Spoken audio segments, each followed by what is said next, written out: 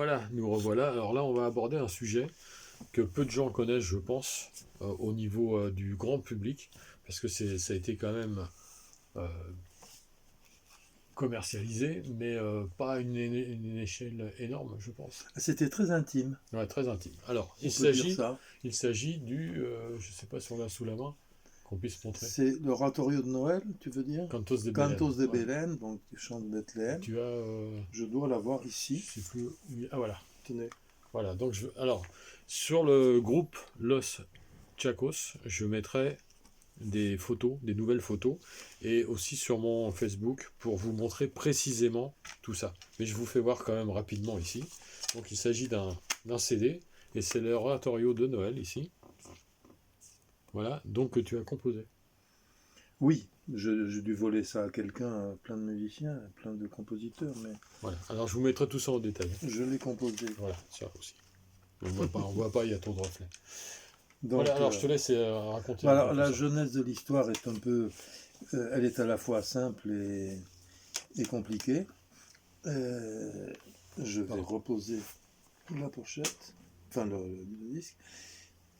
Euh, En 79, quand j'ai commencé à donner des cours de musique à l'école associative de Villeurbanne, je composais par ailleurs des musiques pour le théâtre, Musique de scène.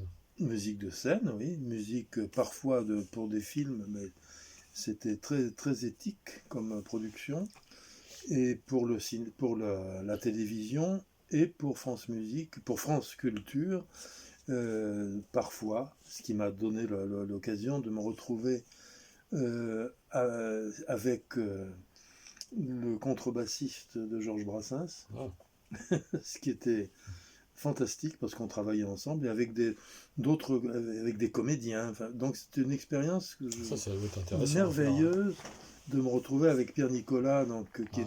était aussi humble qu'il était bon contrebassiste. Et moi, j'étais très intimidé. Donc, et puis on enregistrait pour des dramatiques. Ce qui fait que donc j'écrivais beaucoup pour le théâtre et pour l'image ou pour des dramatiques. Les dramatiques, je participais en tant que kéniste parce que une de nos amies productrices, Arlette Dave, qui était une grande altruiste, me demandait souvent de venir jouer de la quena dans des émissions, enfin pour des dramatiques avec des comédiens dont le nom m'échappe pour l'instant, mais c'est l'émotion, donc je ferai à nouveau une liste Ce serait intéressant de exhaustive. retrouver ça sur l'INA, peut-être. Je pense que ça peut exister, enfin voilà. Tu te souviens du nom des émissions Je me rappellerai, oui, parce que j'ai gardé des cassettes, Parce qu'il se trouve évidemment. que sur les réseaux sociaux, j'ai un ami qui a travaillé à l'INA. Donc, Oui, qui peut faire des recherches très précises. Voilà, c'est qu'il a aussi mon déjà cas, oui. fait. Ah bah, c'est Ben peut-être. oui, mais c'est bien, Voilà. parce Et, que et ça peut aider pour retrouver des choses un peu comme ça, très anciennes et qui sont oui, oui. peut-être un peu rangées dans certains tiroirs, on ne sait Ben pas. oui, parce que j'ai vécu beaucoup d'aventures comme ça extraordinaires, Ben oui. notamment le jour où on m'a demandé d'enregistrer pour Michel Legrand et avec le Kennacho, et c'était pour une musique de film, enfin d'un film pour la télévision, et qui s'appelait Le vol d'Ariane, autant qu'ils m'en souviennent, encore une fois. Ce qu'on appelle maintenant les téléfilms, C'était un c'est téléfilm, ça. oui. Et avec un de mes amis de conservatoire que je n'avais pas vu, de conservatoire d'art dramatique, que je Ouais. n'avais pas vu depuis très très très longtemps, qui était sociétaire de la Comédie Française, Non. Jean-Luc Boutet, malheureusement disparu quelques temps après. Hmm. Fantastique comédien. Et donc voilà, je me retrouve dans cette situation. Et euh, en 79, lors de mon entrée à l'école de musique de Villeurbanne, l'école qui était vraiment complètement associative, avec quelques meubles qui étaient prêtés par la municipalité de Villeurbanne, c'était Ernu à l'époque, qui n'était pas encore maire, si mes souvenirs sont bons, et qui était en passe de l'être. Peut-être l'était-il, en 79-80, en tout cas en 80 il l'était, Mhm. puisque c'est lui qui m'a demandé de rester. sachant qu'il allait se passer des choses, en 80, qu'il allait se passer des choses en 81, Mhm. qui me, donc j'ai Eh ben, bénéficié pour de lui ça. aussi d'ailleurs, hein, parce qu'après, Voilà, et on était en très bonne relation.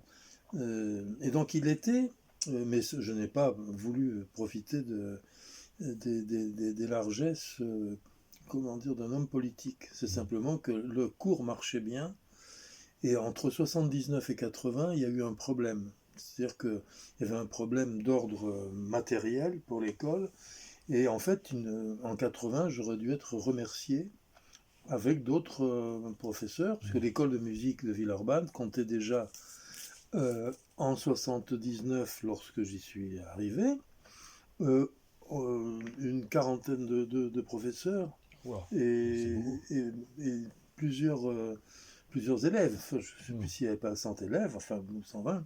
Mhm. Donc c'était très important. Oui, Et après, donc, elle est devenue municipale lorsque Antoine Duhamel, compositeur, est arrivé et a pris la direction en 1981, et ainsi de suite. Donc, à cette période, 80, euh, j'avais des, la chance d'avoir avec moi des musiciens de formation classique, et donc je leur demandais de jouer, s'ils étaient d'accord, pour des musiques de scène, pour des choses comme ça. Et là, j'ai bâti le, comment dire, les prémices de ce qui allait devenir une cantate. Mais au début, c'était un concerto. d'accord. Et donc, en fait, c'est à la fois le concerto pour quena et orchestre, euh, dont je me suis inspiré, après l'avoir composé, pour composer cette cantate. Alors, je précise que le concerto pour Kena et orchestre euh, a donné lieu à plusieurs vidéos, en tout cas des petits bouts de vidéos avec toi qui joues, mais également à une vidéo complète du concerto avec un pianiste argentin dont je me souviens plus du nom. Sébastien Alcaraz, Voilà. qui est un violoniste extraordinaire, fait un violon solo de l'orchestre de la Sinfónica de Cuyo, de Mendoza, en Argentine, donc là où habitent mes cousins, et mon cousin Roger en particulier, et qui a qui m'a demandé la permission il y a 2 ans d'enregistrer ce concerto. Alors non seulement je lui ai donné la permission, mais je l'ai remercié de le faire, parce que personne, ce qui est normal, n'avait pensé à le faire jusque-là. Et alors, tu disais que c'était un violoniste, mais c'est également un pianiste, parce Un pianiste il a joué à la quenelle, c'est extraordinaire, extraordinaire. voilà. Et je le remettrai à la suite là, sur les vidéos prochaines, à la suite des vidéos prochaines, pardon. Je vais le partager une nouvelle fois, je l'avais déjà partagé, puisque ça a un rapport avec ce qu'on est en train d'expliquer maintenant, par Voilà. rapport à la cantate, mais aussi au concerto pour piano et Et oui, orchestre que tu as composé les deux. parce qu'en fait, je me suis, non pas plagié, mais j'ai pompé et symboliquement, c'était pas par paresse, c'était parce que j'en avais envie. Et beaucoup de thèmes du concerto appartenaient à d'autres pièces. J'aime bien récupérer comme ça, c'est un peu l'écologie, c'est à la mode, l'écologie musicale. Euh, Toujours est-il que je voulais, en 1982, lorsque Sarah, ma fille aînée, première fille en l'occurrence, est née, La fille aînée, elle est. voilà, Voilà. je voulais lui écrire une pièce musicale. Mhm. Donc j'ai commencé, je ne doutais de rien à l'époque, j'ai commencé à écrire des bribes d'une cantate en m'inspirant, en prenant comme texte des extraits de la Summa Poética espagnole, Mhm. des textes de Lope de Vega, donc il y avait des textes du XIVe siècle, du XVIe, et des textes de cura de aldea, des curés de village contemporains, enfin relativement contemporains, du XIXe siècle au début du XXe. On revient.